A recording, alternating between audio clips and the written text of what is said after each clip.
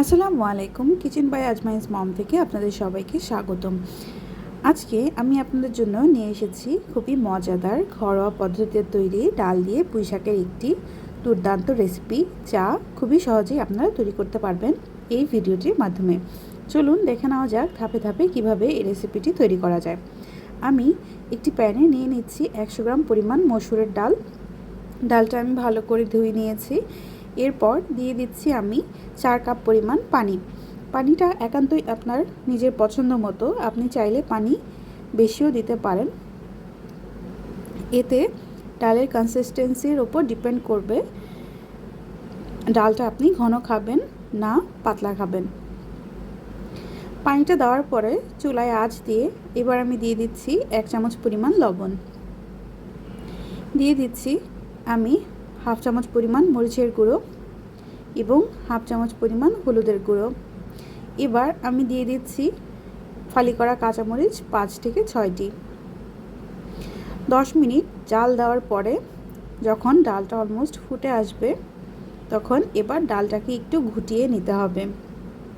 আমি ডাল ঘোটার একটা ঘুটনি দিয়ে এভাবে একটু ভালো করে ঘুটে নেব, যাতে ডালটা স্ম্যাশ হয়ে সর্বত্র একত্রেই মিশে যায়।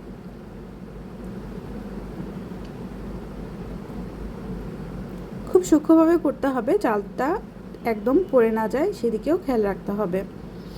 এবার আমি দিয়ে দিচ্ছি কেটে ধুয়ে পরিষ্কার করে রাখা পুঁই শাকগুলো। পুঁই শাকটা আমি এরকম আস্তে আস্তে করে বড় বড় করে কেটেছি, যেটা ভাপে দিলে অনেকটাই গলে যাবে।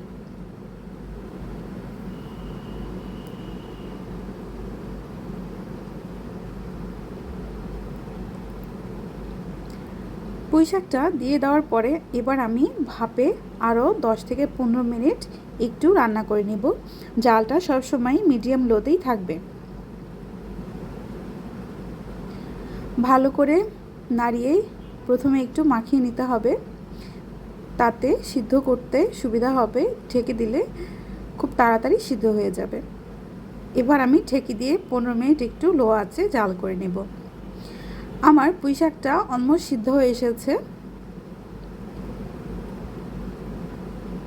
এখন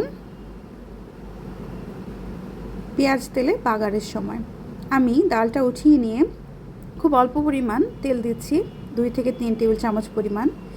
এবার দিয়ে দিচ্ছি একটা আস্ত পেঁয়াজের কুচি আর 4-5টা কোয়া রসুন। এভাবে বেরেস্তার মতো ভাজা হয়ে গেলে এতে আমি একে একে ডাল আর পুঁই শাকের কম্বিনেশনটা দিয়ে দিব।